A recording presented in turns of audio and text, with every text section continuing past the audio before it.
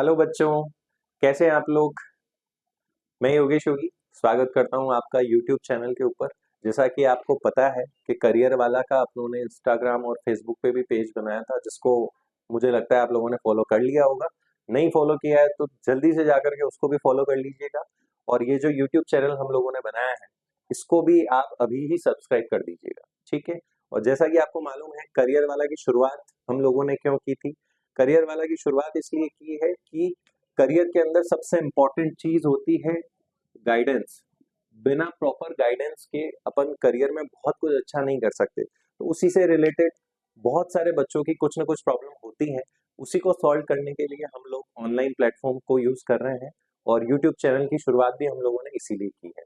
YouTube channel को चालू करने का, स्टार्ट करने का एक रीजन ये भी था कि फेसबुक और इंस्टाग्राम की जो एक टाइम लिमिट है, जो ड्यूरेशन है, तो बहुत कम टाइम में मैं आपको बहुत कुछ अच्छे से नहीं बता पा रहा था वहाँ उस टाइम लिमिट की ड्यूरेशन की वजह से।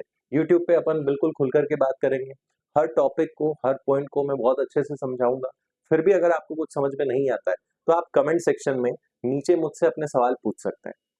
तो आज जो टॉपिक अपन लेंगे, ये टॉपिक अभी फिलहाल में, क्योंकि पीटीटी की काउंसलिंग हुई है और बहुत सारे ग्रेजुएट स्टूडेंट हैं जो बीएड करना चाहते हैं। तो अभी फिलहाल में वो बच्चे जो हैं, उनका सवाल मुझे आता है अक्सर कि एसटीसी और बीएड, सर दोनों में से सबसे अच्छा कोर्स कौन सा रहेगा। तो आज का अपन टॉपिक जो है वो यही ले लेते हैं, एसटीसी या बीएड। ग्रेजुएशन वालों के लिए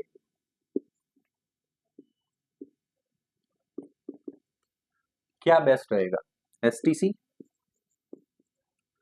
या फिर बीएड। ठीक है, तो सबसे पहले इसलिए समझते हैं एसटीसी करने की जरूरत क्यों है। एसटीसी करने के बाद क्या किया जाता है। तो एसटीसी करने के बाद आपको रीट की भर्ती परीक्षा देनी होती है। और ये क्यों होती है, ये करवाई जाती है आपको थर्ड ग्रेड टीचर बनाने के लिए। ठीक है, अब आप क्वालिफिकेशन भी समझ लीजिए। एसटीसी करने के लिए एलिजिबिलिटी जो होती है, एसटीसी कौन कर सकता है, 12th पास वाला कैंडिडेट कर सकता है। तो अब सबसे पहला सवाल तो ये है कि मैं ग्रेजुएशन कर चुका हूं, तो मैं पीछे 3 साल पीछे जाकर के 12th पास वाला कोर्स क्यों करूं। सबसे पहला सवाल आपके मन में ये आना चाहिए। दूसरा सवाल ये आना चाहिए कि अपन एसटीसी कोर्स क्यों करना चाह रहे थे, ताकि अपन रीट की भर्ती में आवेदन कर पाए। तो समझने वाली बात ये है, पॉइंट नंबर 1, कि क्या रीट की भर्ती के अंदर केवल एसटीसी वाले ही अप्लाई कर सकते हैं क्या।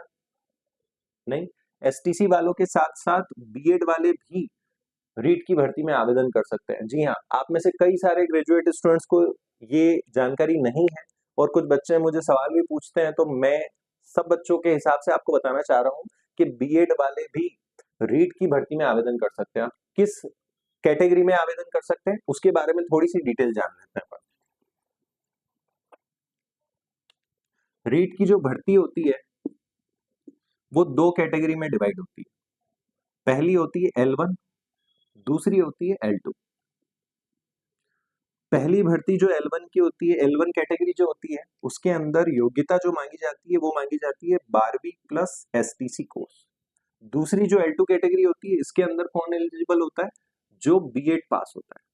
ठीक है, गवर्नमेंट जॉब वाइज अगर अपन बात करें तो L1 कैटेगरी का को क्वालिफाई करने के बाद आप जो है फर्स्ट क्लास से 5th क्लास तक के स्कूल में, गवर्नमेंट स्कूल में टीचर बनते हैं, है ना। वहीं पे L2 कैटेगरी को क्वालिफाई करने के बाद आप 6 to 8 क्लास के टीचर बनते हैं। ये जानकारी भी अगर आपको पहले नहीं पता हो तो इस जानकारी को दोबारा रिवाइज करके सुन लीजिएगा कि रीट की जो कैटेगरी है वो दो भागों में बांटी जाती है, एक L1 और एक L2। L1 कैटेगरी के अंदर 12 प्लस एसटीसी एलिजिबिलिटी होती है और बीएड वाला जो होता है वो L2 कैटेगरी के अंदर आवेदन कर सकता है। गवर्नमेंट स्कूल में जॉब की बात जो है, L1 कैटेगरी वाला पहली से 5वीं तक की क्लास में टीचर बनता है। वहीं बीएड वाला जो होता है वो 6 to 8 क्लास तक के लिए अप्लाई कर सकता है। ठीक है, L2 वाले L1 में आवेदन नहीं कर सकते और L1 वाले L2 में आवेदन नहीं कर सकते। ठीक है, अभी आगे समझते हैं अपन कि ये जो रीट की भर्ती निकलती है, तो आपने देखा होगा, एक तो सबसे ध्यान रखने वाली बात क्या है, हर सरकार 5 साल का उसका उनका रहता है कार्यकाल। और रीट की पिछली कुछ सालों की अगर हिस्ट्री उठा करके देखें अपन, तो रीट की भर्ती जो है 5 साल की सरकार में 1 से 2 बार ही निकलती है अधिकतम, है ना? किसी-किसी केस में हो सकता है कम या ज़्यादा हुई हो, बाकी मेरे हिसाब से अगर औसत निकाला जाए तो 5 साल में 1 से 2 बार रीट की भर्ती निकलती है। जब भी रीट की भर्ती निकलती है तो बम्पर भर्ती निकलती है, जैसे 20,000 पद, 25,000 पद, इस तरह के पद निकलते हैं। तो आपको कहीं भी ये गलतफहमी नहीं होनी चाहिए कि ये जो 20 से 25,000 पद निकले हैं, ये सारे के सारे एसटीसी वालों के लिए ही निकले हैं। ये सबसे पॉइंट करने वाली बात है। ये जो पद निकले हैं, कहीं न कहीं इनका जो सीट डिस्ट्रीब्यूशन का रेशियो रहता है, वो इस तरह का रहता है कि या तो 50-50% सीट्स बढ़ जाती हैं या फिर 60-40% सीट्स बढ़ जाती है। मतलब जब आप बीएड करते हैं तब भी आप रीट की इन सीटों पे 40 टू 50% का हक रखते हैं। तो अगर अपना नंबर आना होगा तो बीएड में भी आ जाएगा और नहीं आना होगा तो एसटीसी में भी नहीं आएगा, है ना? ये पॉइंट नंबर 1 है अपना। पॉइंट नंबर 2 कि ये तो बात हो रही है रीट की। अब आप समझने की कोशिश कीजिए कि टीचर की भर्ती में जैसे फर्स्ट ग्रेड, सेकंड ग्रेड और थर्ड ग्रेड 3 कैटेगरी है। तो सेकंड ग्रेड की भर्ती के अंदर एलिजिबिलिटी होती है ग्रेजुएशन के साथ बीएड होना, है ना? तो जब सेकंड ग्रेड टीचर की भर्ती निकलेगी, अगर आप ग्रेजुएशन के बाद एसटीसी किए हुए होंगे तो आप उसमें अप्लाई नहीं कर पाएंगे, आपको सिर्फ देखना रहेगा। तो जब कोई ग्रेजुएशन कैंडिडेट अगर बीएड करता है तो वो थर्ड ग्रेड के साथ साथ कहीं ना कहीं सेकंड ग्रेड के लिए भी क्वालिफाई हो जाता है। ऐसे में बीएड वाले को जो है वो बेनिफिट ज्यादा है, ठीक है। थर्ड पॉइंट जो आता है अपना कि बीएड के बाद में इन केस जैसे मेरा बीए बीएड हो गया या फिर बीए के बाद मेरा बीएड हो गया, ऐसे में अगर मैं पोस्ट ग्रेजुएशन में कौन कौन से कोर्स होते हैं, जैसे एमए हो गया आपका, एमएससी हो गया आपका, एमकॉम हो गया आपका, ये कोर्स करने के बाद में बीएड के बाद अगर मैं ये कोर्स कर लेता हूं तो इन कोर्सेज के बाद मैं फर्स्ट ग्रेड के लिए भी क्वालिफाई कर जाऊंगा। मतलब फर्स्ट ग्रेड टीचर के लिए क्वालिफिकेशन क्या मांगी जाती है, बीएड के साथ साथ पोस्ट ग्रेजुएशन। अभी डायरेक्शन अब आप देखिए, इन शॉर्ट में समरी अगर आपको बताऊं कि ग्रेजुएशन वालों के लिए जो सबसे अच्छा कोर्स है, तो कंक्लूजन ये निकलता है कि ग्रेजुएशन वालों के लिए सबसे बेस्ट कोर्स है बीएड। क्यों है बेनिफिट उसका?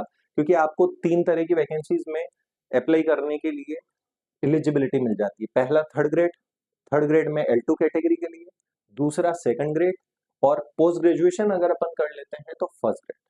इसलिए जो भी ग्रेजुएट कैंडिडेट हैं, है ना? अच्छा, फिर एक बच्चों के मन में सवाल आता है, कहीं ना कहीं सोसाइटी में भी ये चीजें एक मिसअंडरस्टैंडिंग सी क्रिएट होती है कि एसटीसी के अंदर सर जॉब अपॉर्चुनिटीज ज्यादा है, जॉब लगने के चांसेस ज्यादा है, कंपटीशन बीएड से एसटीसी में थोड़ा सा कम है या ज्यादा कम है मेरे हिसाब से। तो मैं ऐसे में कहना चाहूंगा आप सभी लोगों को कि एसटीसी में भी फिलहाल में कुछ सालों में बहुत सारे बच्चे हैं जो एसटीसी पास करके निकल चुके हैं, जो एसटीसी करने के लिए तैयार हैं। तो ऐसे में एसटीसी में भी कंपटीशन जो है वो बहुत कम नहीं है और तैयारी कहीं ना कहीं आपको एसटीसी में भी उतनी ही करनी होगी जितनी आपको बीएड में करनी होगी, थोड़ी सी बीएड में ज्यादा करनी होगी, पर कहीं ना कहीं अपने लिए अपॉर्चुनिटीज, अवसर जो है वो भी बढ़ रहे हैं साथ के साथ में। तो जब आप टीचिंग फील्ड में जाना चाहते हैं और अगर आप ग्रेजुएट कैंडिडेट हैं तो आपके लिए बीएड कोर्स सबसे बेस्ट रहेगा, आप उसे एक्सेप्ट कर लीजिए, आप उस कोर्स में एडमिशन ले लीजिए। ध्यान रखने वाली बात एक और है, अंडरलाइन करके दिमाग में बिठा लीजिएगा कि बीएड कोर्स अगर अपन कर रहे हैं तो अपन गवर्नमेंट जॉब की तैयारी बीएड कोर्स के साथ ही शुरू कर दें। आगे भी इस तरह के जरूरी वीडियोस जानने के लिए, करियर से रिलेटेड जितनी भी सारी इन्फॉर्मेशन है उनको समझने के लिए, जानने के लिए आप हमारे इस यूट्यूब चैनल को सब्सक्राइब करना ना भूलें। अभी ही सब्सक्राइब कर दें और बेल आइकन जो है उसको भी आप प्रेस कर दीजिएगा ताकि कोई भी नया वीडियो इससे रिलेटेड, किसी भी और चीज से रिलेटेड मैं डालूंगा तो आप तक पहुंच जाएगा वो। इंस्टाग्राम पेज आपने फॉलो कर ही लिया होगा। अपने इस वीडियो को अपने उन सभी ग्रेजुएशन कर चुके दोस्तों के साथ जो कंफ्यूज हैं कि उनको एसटीसी कोर्स करना है या बीएड कोर्स करना है, उनके साथ अभी के अभी शेयर कर दीजिए।